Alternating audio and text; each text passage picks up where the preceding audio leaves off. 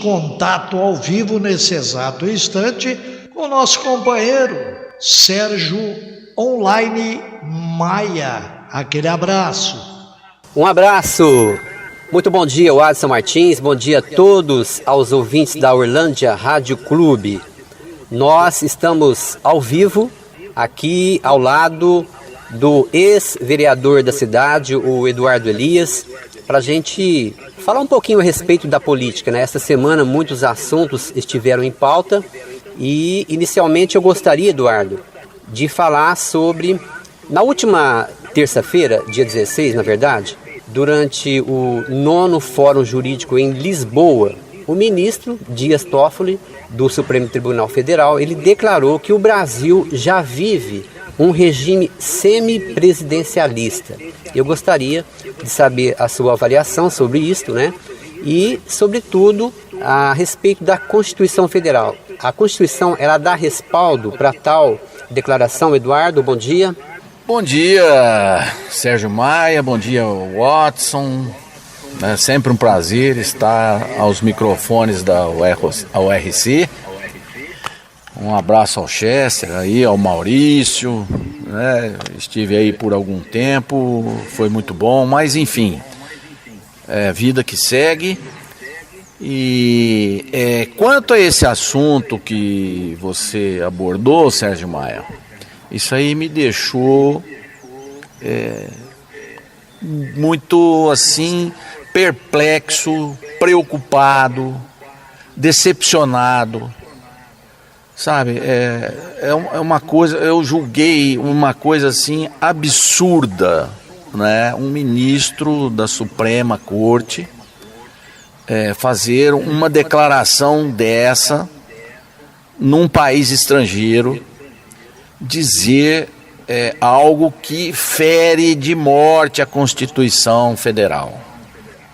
Ele não tem autoridade, não tem autorização de nenhum lado, seja jurídica, seja qualquer que for a autorização. Não tem autorização para dizer, para colocar que no Brasil a gente vive um sistema aí de semipresidencialismo, né?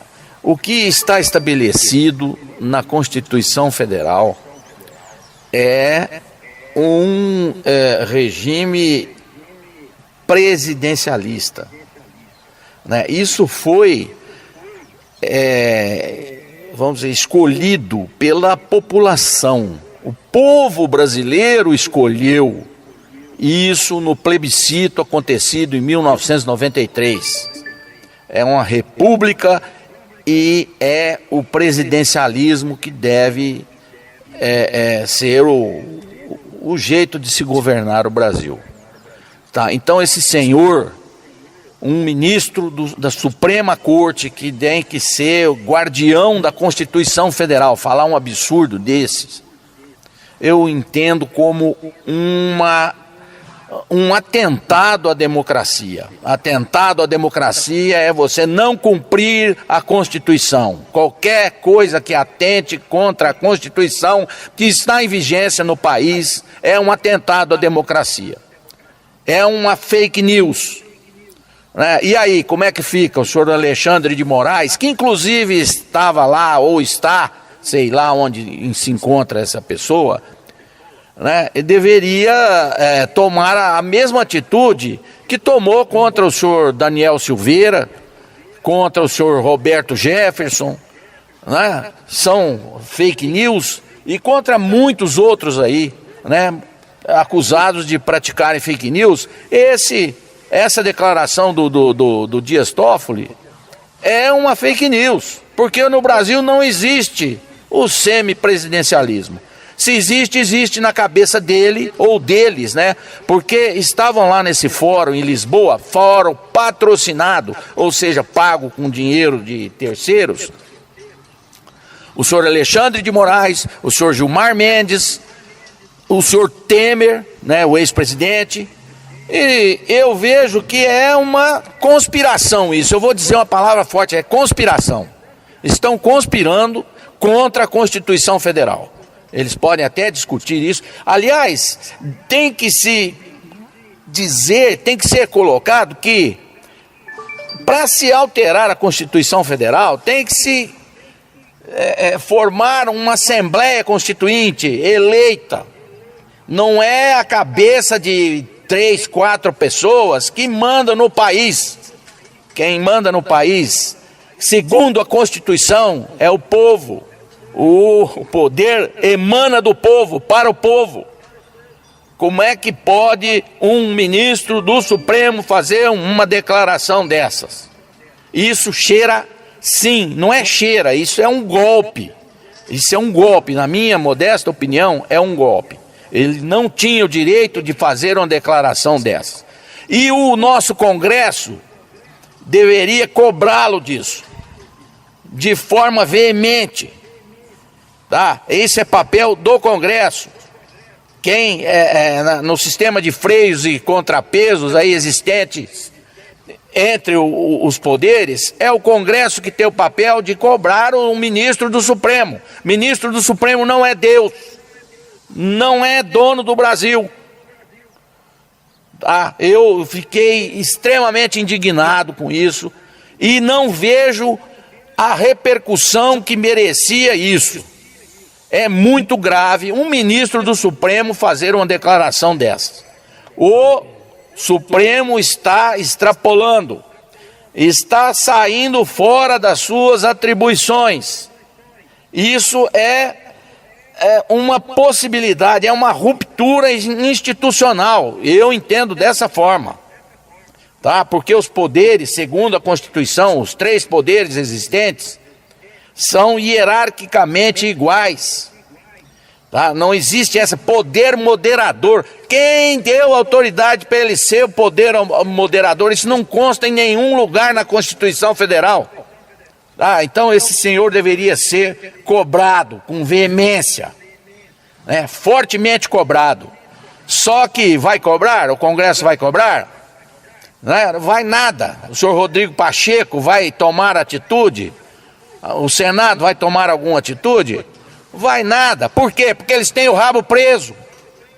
Porque tem um monte deles lá que tem processos no Supremo. Enquanto tiver essa situação, né, de rabo preso de senadores lá no Supremo, que eles têm o foro privilegiado, nós vamos acompanhar e ver esse marasmo, né?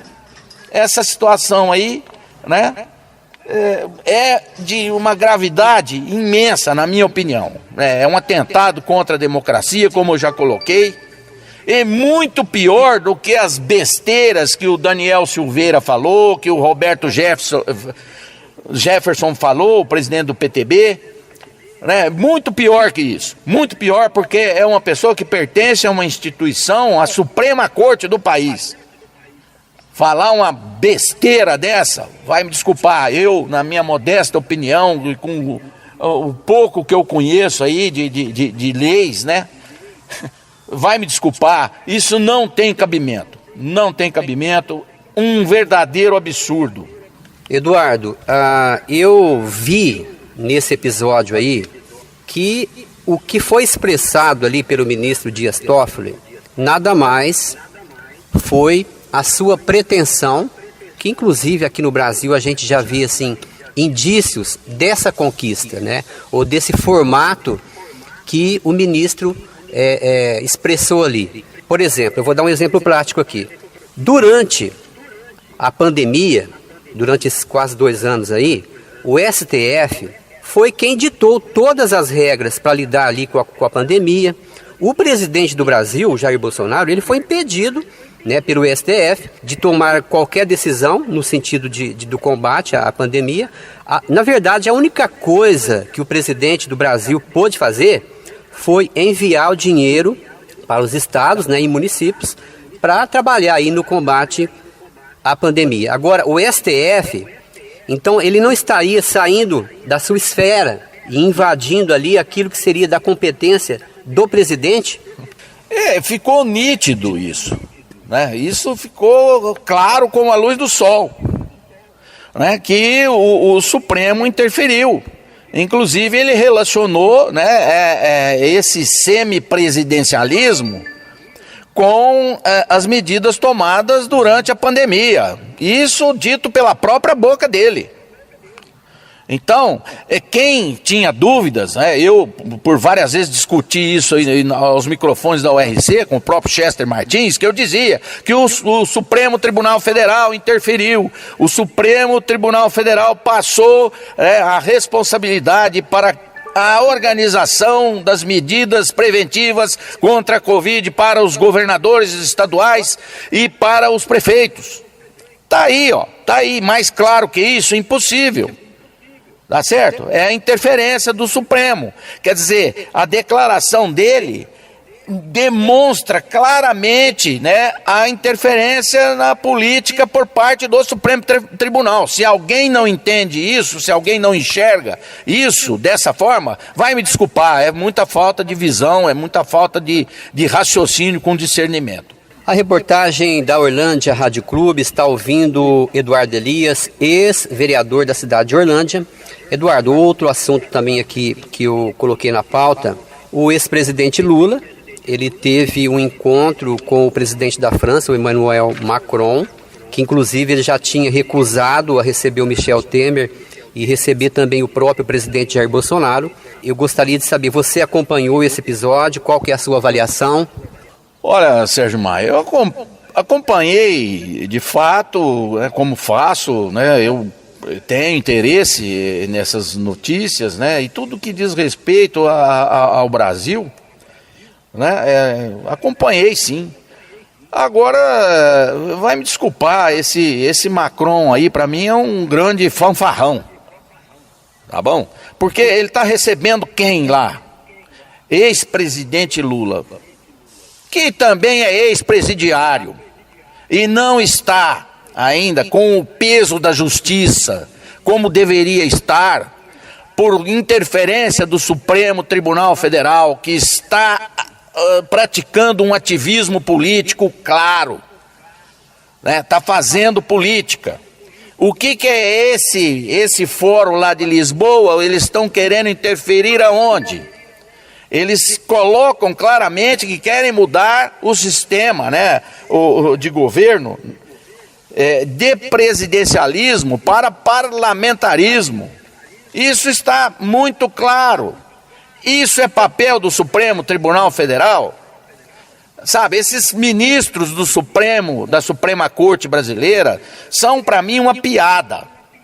Uma piada, porque se você comparar, por exemplo, com os ministros da Suprema Corte dos Estados Unidos, eles sequer têm páginas nas redes sociais da vida aí. Esses aí vivem se expondo, vivem praticando política. Ministro do Supremo não é para praticar política. Ministro do Supremo tem que julgar à luz da Constituição. E eles não estão fazendo isso, né? Agora, esse Emmanuel Macron, aí é para mim, como eu disse, um fanfarrão. Ele é de um país, né, que considera que o Brasil é o grande vilão nas questões ambientais, né? Então, me vem à cabeça aqui agora também a participação do Brasil no G20, que foi uma reunião onde participaram os ministros, o ministro Renato, eu esqueci o sobrenome dele, é o ministro do turismo lá, tá? Ele deu uma chacoalhada na ministra da França, que quis colocar o Brasil como grande vilão na questão ambiental mundial, né? Ele fez umas colocações lá interessantíssimas, né? Por exemplo, que os países do G20, é o grupo dos 20 países que tem o maior PIB no mundo, né, e produzem 78% do CO, que é o responsável pelo efeito estufa e pelas mudanças climáticas aí, né? E alguns países fazem isso há mais de 200 anos, que nem, por exemplo, a França, do Emmanuel Macron, tá certo? Desses 78% que é produzido aí de monóxido de carbono, sabe quanto é o percentual que o Brasil contribui na produção desses gases aí? 2,9%. Aí jogou a cara da dona ministra da França no chão, deixou ela com vergonha. E deveria deixar esse Macron também com vergonha, que está recebendo um ex-presidiário, uma pessoa, né, que sim, é um ex-presidente, mas é um ex-presidente que esculhambou o país. Isso não é o Eduardo Elias que fala, não sou eu que inventei isso está registrado em livros, está tudo escrito. O esquema que foi montado com as empreiteiras, né, o toma lá da cá, tá? Eu te dou esse contrato e você me dá tanto aí de dinheiro. Isso foi o maior esquema de corrupção do mundo. Quem negar isso está negando a verdade.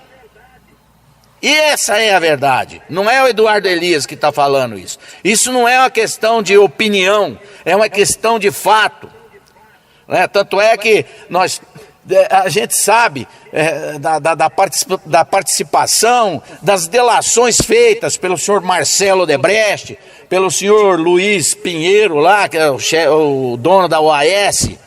Aconteceu de fato, né? Sangraram os cofres do Brasil. Esse é o homem que está lá conversando com o Macron, que pretende voltar a ser presidente do país. Como é que pode? Como é que pode uma coisa dessa, né? Querer negar que a corrupção campeou frouxa nos governos do PT é não querer admitir aquilo que é a realidade. E não sou eu que falo, eu afirmo, né? Tá tudo escrito. Eu tenho um livro que eu estou lendo ainda, né? Devagar, mas estou lendo. Chama A Organização, da Malu Gaspar, uma jornalista. Eu recomendo que leiam para você saber. E não é privilégio, veja bem, esse sistema de corrupção aí não é privilégio do Lula, não, do governo Lula ou do governo da Dilma, não. Aconteceu no governo do Fernando Henrique também. E há muito tempo que acontece isso. É o jeito deles tocarem as coisas, deles terem acesso ao dinheiro do país. Em vez do dinheiro ir para a população, em benefício para a população, vai para o bolso desse pessoal aí que tramita nesse esquema todo. É isso que querem de volta? Então é esse cidadão que estava lá com o presidente da França, que esculhamba o Brasil sem ter conhecimento, né? Mais uma coisa que foi dita lá pelo ministro lá, o Gilson. Quantos % da França está lá intacto, preservado? É menos de 5%. No Brasil, é 66% do território que está, como ele mesmo utilizou a expressão, está igual como quando Jesus Cristo veio à Terra, né? E isso são dados da NASA. Ele bateu a mão no papel, é NASA, é satélite da NASA que fala isso. Tá bom? E 84% da Amazônia está preservada. Dados da NASA também. Tá certo? Então, é esse tipo de encontro, né? Porque ele vai lá porque ele tem a simpatia do Macron. Não tem a minha e nunca vai ter. Tá? Nunca vai ter, porque para mim ele é essa pessoa que implantou o maior sistema de corrupção que já existiu no mundo. Não é no Brasil, não, é no mundo. Eduardo, só para encerrar o nosso bate-papo aqui, gostaria de abordar também o assunto PEC dos precatórios, né? Uma PEC que inclusive deverá possibilitar o pagamento do Auxílio Brasil, que é o antigo Bolsa Família. E essa PEC, na verdade, ela ainda está em trâmite, né? Não está definido ainda, né? E está provocando aí muita discussão, nós estamos acompanhando. E qual que é a sua leitura, Eduardo? Essa PEC dos precatórios, ela é devida, ela é também bem-vinda? Veja bem, Sérgio Maia, isso aí está mais uma prova do ativismo do STF. Porque foi o STF que determinou que tenha que ser, que os precatórios têm que serem pagos, né? O que são os precatórios? São ações que o governo perdeu para cidadãos aí, enfim, e que o governo tem que pagar. O Lula não pagou, a Dilma não pagou, o Temer não pagou e agora o STF mandou pagar tudo de uma vez. O que é isso? Né? Qual o objetivo disso? Esculhambar, né, com a administração, com a possibilidade de gestão do atual governo? Eu vejo dessa forma. Não é outra maneira que a gente pode enxergar isso, não. E outra coisa, essa PEC do precatório não é calote, que nem muitos estão falando por aí. É uma readequação dessa dívida. Ninguém está negando que não existe a dívida. A dívida será paga, porém não dessa forma, de uma vez só. Faz estourar o teto, né, o teto dos gastos, e por aí vai. É para criar dificuldade para o atual governo. Isso é uma safadeza. Muito bem, nós já estamos aqui encerrando o nosso bate-papo com o Eduardo Elias, ex-vereador da cidade. Eduardo, muito obrigado por você ter aceitado, né, esse nosso convite de falar aqui através da Uerlândia Rádio Clube. Obrigado e um bom dia para você, Eduardo. Bom dia para você também, Sérgio Maia. Bom dia aos ouvintes. Como eu disse, é sempre um prazer estar aos microfones da URC, né? Essa rádio que é um patrimônio da cidade, né? Faz parte da história da cidade, tem o meu maior respeito. Eu quero deixar aqui um abraço ao Chester, ao Watson, ao Maurício e, obviamente, aos ouvintes da URC. Sérgio Maia para a URC, bom dia, é com você, Watson. Um abraço, Sérgio Maia. Edu Elias, um abraço, muito obrigado, viu, Edu? Foi um prazer muito grande, viu, a sua participação aqui conosco.